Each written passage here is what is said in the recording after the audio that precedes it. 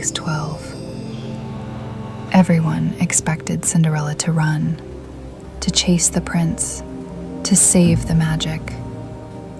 But she didn't move, because for the first time in her life, she realized something.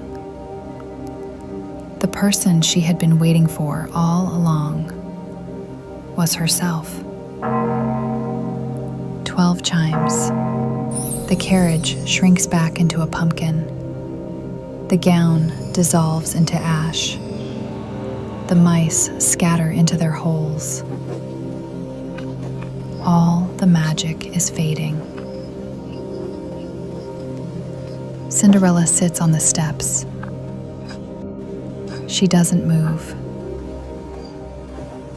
She looks down at the glass slippers on her feet.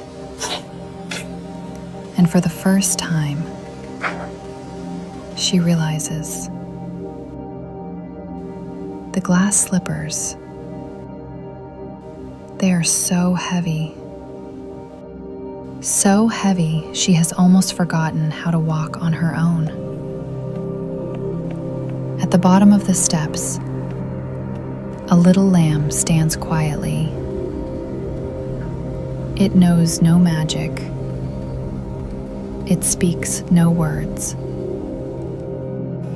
Long before the ball began, it sat outside the kitchen door, watching her brush the dust from her skirt, comb her hair neatly, and then stand before the mirror, practicing how to smile, practicing how to look happier than she actually felt. The lamb lifts its head and asks softly, "Are you waiting for the prince?" Cinderella gazes into the distance. She doesn't answer. After a long while, she finally says, "I used to think I was." The lamb nestles closer, its fluffy head resting against her knee. "Are you scared?" Cinderella lowers her head, looking at her feet. I was afraid of losing the prince. Afraid that when midnight came, everything would be gone. Afraid that tomorrow morning, I would return to the kitchen and hear that voice again saying, "You are not pretty enough. You are not worthy. You are only meant to be a supporting character in someone else's story." The lamb asks, "That voice, whose is it?" Cinderella doesn't answer right away. She looks toward the mirror inside the castle. The gown in the reflection is disappearing, but she seems to see something else. She says, "I don't know either." At first, it wasn't this loud. It was just someone saying, "Cinderella, you should be more understanding. Cinderella, you should be grateful someone took you in." Cinderella's voice grows very soft, and then those voices became my own. No one needed to remind me anymore, because I had already learned to deny myself first. She wasn't talking about her stepmother or her stepsisters. She was talking about that voice inside you that whispers every day, "You are still not enough."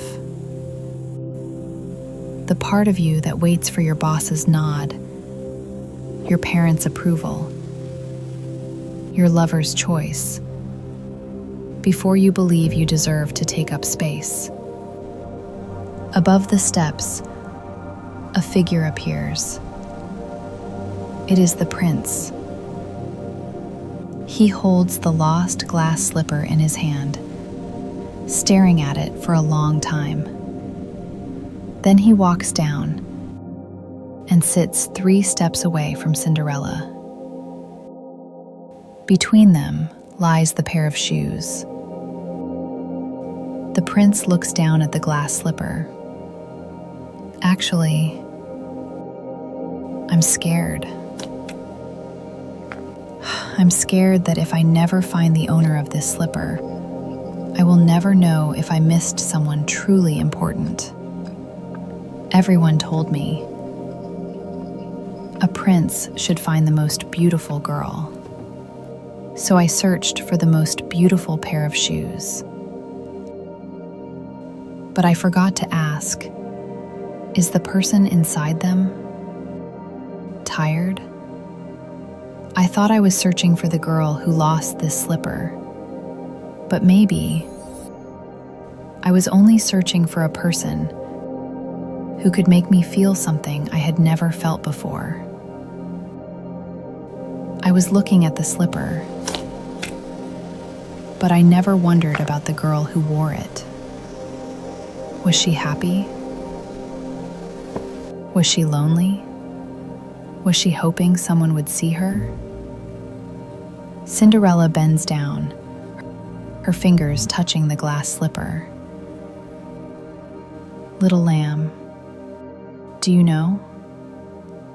I used to believe these glass slippers were the path to happiness.